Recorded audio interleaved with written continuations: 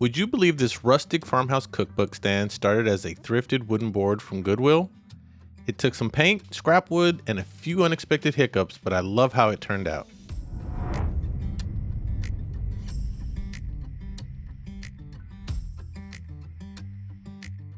Hey everyone, welcome back to the channel. Today we're doing one of my favorite kinds of projects, taking something that somebody else overlooked and turning it into something completely different. We found this wooden decor board at our local Goodwill. I had never seen anything like this before. I actually liked the original quote that was on it. It read, "Choose joy." What a perfect quote, right? All the same, I thought the size and shape of this would make a great cookbook stand. Plus, it already had the built-in easel. I wanted the finished piece to have a cozy, rustic farmhouse look, not perfectly smooth, not overly polished, and definitely not something that looked like it had just rolled off of a factory line. I wanted it to look like it belonged in a well-used kitchen where somebody actually cooks. Or in my case, where someone opens a cookbook, reads 3 ingredients, and then immediately starts changing the entire recipe. The first thing I did was give the entire piece a light sanding. Now the key word here is light. I didn't want to sand this board until it felt like a brand new piece of lumber. It already had some texture, visible wood grain, and a few little imperfections. Those are the things that help give a farmhouse project some character. Sometimes I think we get too focused on making everything perfectly smooth that we accidentally sand away all the personality. So I was mainly trying to remove anything loose, rough, or flaky while keeping the texture of the wood intact. I've learned that rustic projects are a lot more forgiving than modern super sleek projects. If there's a little dent or a rough patch, you don't have to panic. You can just call it character and keep moving. I think that might actually be my entire decorating philosophy. Next, I removed the stickers from Goodwill. And anybody who regularly shops at thrift store knows that removing the sticker can sometimes take longer than actually refinishing the project. There's always one sticker that comes off perfectly in one piece and makes you feel incredibly accomplished.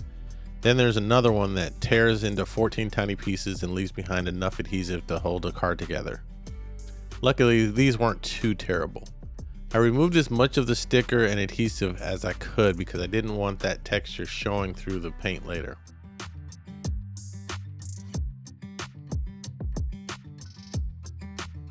So the next part happened off camera. I added a piece of scrap wood along the bottom of the board using wood glue and brad nails. Also, while I was working off camera, I also sprayed the entire front of the board with spray shellac. I knew I was going to paint this piece white, and certain types of wood can release tannins that bleed through light colored paint. Once the shellac was dry, I started painting the board with Vintage Linen by Debi's DIY Paint Co. Vintage Linen is a soft, warm white, which was perfect for this project. I didn't want a harsh, bright white. I wanted something that would feel a little more aged and comfortable. I applied the first coat over the front of the board and the new ledge. Because the wood still had texture, I made sure to work the paint into the grain without applying it too heavily. I wasn't trying to completely erase the wood underneath. I still wanted some of that texture to show through the finished paint. To speed things along, I used my heat gun to dry the first coat. I do this quite a bit, especially when I'm filming and don't want to spend half the day watching paint dry. You do want to keep the heat gun moving and avoid holding it too close to one spot. We're trying to dry the paint, not cook the project. A heat gun can make the drying process much quicker, but it can also cause bubbling or scorching if you get a little too enthusiastic with it. And I'm occasionally guilty of trying to convince wet paint to dry through sheer determination. Once the first coat was dry, I added a second coat of Vintage Linen. The second coat gave me the coverage I wanted while still allowing the natural texture of the wood to remain visible. That was exactly the look I was going for. I wanted it painted, but I didn't want it to look like plastic. You could still tell that this was an older wood piece underneath all of that paint. Now, I needed something for the front of the cookbook stand. Started by searching Google for different cooking quotes. There are a lot of them out there, some funny, some sentimental, and some that make cooking sound much more peaceful than it actually is. Eventually I settled on "Cooking is love made edible." I liked that it felt warm and welcoming, and it worked perfectly for a cookbook stand. Then I asked ChatGPT to create a rustic farmhouse style design based around that quote. The design included a mixture of bold lettering, script lettering, decorative greenery, a heart, a rolling pin, and a whisk. It had just enough detail to make it interesting without feeling too modern or too busy. Next, I uploaded the image into Cricut Design Space. As I uploaded it, I used the background removal option so that only the actual design remained. Once the background was removed, I resized the design so that it would fit nicely on the front of the cookbook stand while still leaving a border around the outside. Then I cut the design using stencil vinyl that I purchased from Amazon. You can also use removable vinyl for this. The main thing is that you want something that will stick well enough to prevent the paint from getting underneath, but will still peel away without damaging your base coat. After Cricut finished cutting, it was time to weed the stencil. Unfortunately, I couldn't find my weeding tool. I have several weeding tools, I know I own them, but when I actually need one, they apparently enter a witness protection program. So I used toothpicks instead. Was it the ideal tool? No, not even close. Did it work? Surprisingly, yes. I took a little longer, especially around the small letters and decorative details, but sometimes you just use whatever's within reach and keep the project moving. That's the true spirit of DIY, not having the proper tool but refusing to stop.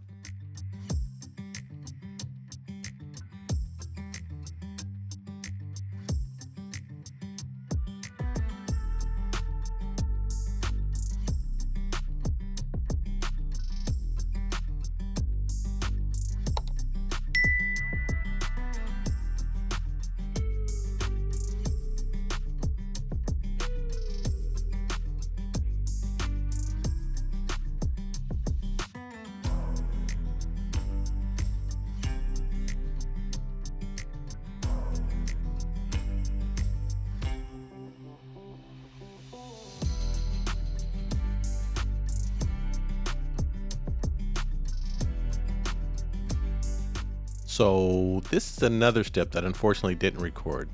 My camera's memory card filled up and apparently the camera decided not to mention that until after I had completed the entire stencil. There's nothing quite like finishing a step, feeling really good about it, then looking at the camera to discover it captured absolutely none of it.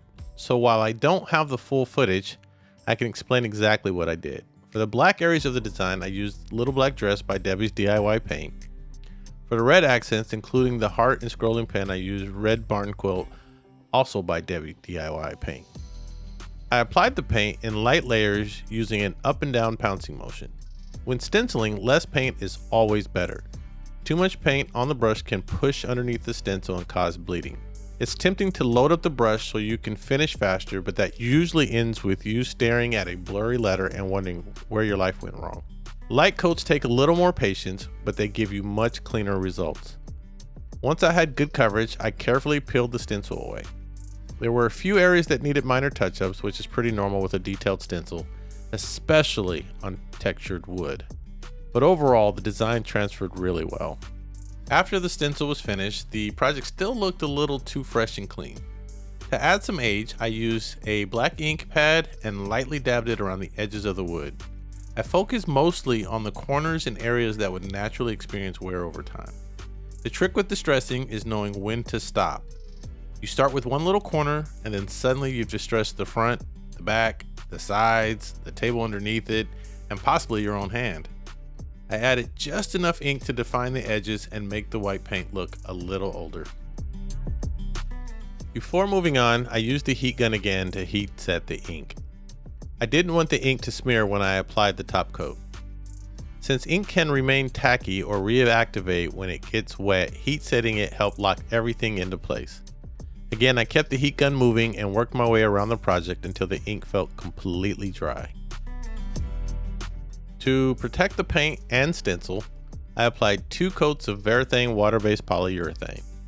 I chose a water-based finish because it dries clear and is less likely to yellow the white paint. I allowed the first coat to dry for about 2 to 4 hours before applying the second coat. This part of the process is not exciting, but it's important. A cookbook stand is going to be handled, moved around, and probably exposed to the occasional splash or flour-covered hand. The polyurethane gives the painted surface a durable protective layer. And yes, waiting between coats is difficult when you're excited to see a project finished. I'm not naturally a patient person when it comes to drying times. I tend to walk past the project every 15 minutes and touch a hidden corner as though the finish might suddenly decide to ignore the instructions on the can. But I gave it the proper drying time. Mostly.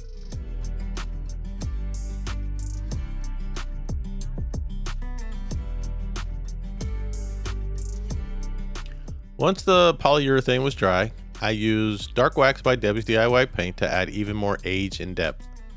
I worked the wax into the texture of the wood, around the edges, and into some of the small imperfections. Then I wiped away the excess. The wax settled into the grain and helped tone down the clean white finish. This is a step that really started pulling everything together.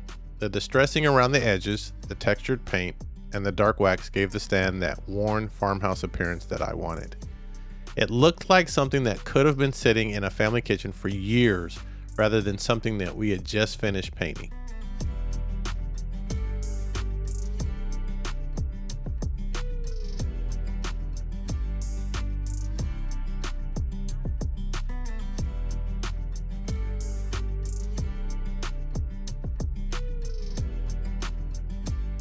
The last step was adding page holders. I purchased these metal page holders from Amazon. They're designed to hold the cookbook open while it sits on the stand. They came with their own screws, so I naturally assumed I would just use those. That assumption lasted about 30 seconds. The wood on this board was softer than I expected. When I installed the included screws, the page holders popped right back off. There's always one final step in a project that looks like it should take 2 minutes and somehow turns into a full problem-solving session. Fortunately, I had some 3/4 inch wood screws on hand. They were longer and had enough grip to hold securely in the soft wood. I replaced the original screws with those, and the page holders stayed exactly where they were supposed to. Sometimes the hardware that comes with an item works perfectly, and sometimes it's more of a friendly suggestion. And here's the finished cookbook stand. I really love how this one turned out. The vintage linen paint gave it that warm farmhouse base, while Little Black Dress and Red Barn Quilt added just enough contrast and color to the stencil. The ink and dark wax helped age the entire piece, and the original wood texture still shows through the finish. Most importantly, it's functional. The wood scrap ledge supports the cookbook, and the metal page holders keep the pages from closing while you're trying to follow a recipe. This would be great in a farmhouse kitchen, but it could also hold a tablet, a recipe binder, or even a favorite decorative book. And all of this started with a wooden board that we found at Goodwill. That's what I love about thrift flips. You don't always have to know exactly what something used to be. You just have to look at it and imagine what it could be. Let me know in the comments what you think of this transformation, and be honest. How many of you have used a toothpick, butter knife, or something other completely unrelated household object because you couldn't find the proper tool? Also tell me what quote you would have put on the front of this cookbook stand. If you enjoyed this project, please give the video a thumbs up and subscribe to the channel for more thrift flips, furniture makeovers, scrap wood projects, and DIY home decor. Thanks so much for watching. We'll see you in the next project.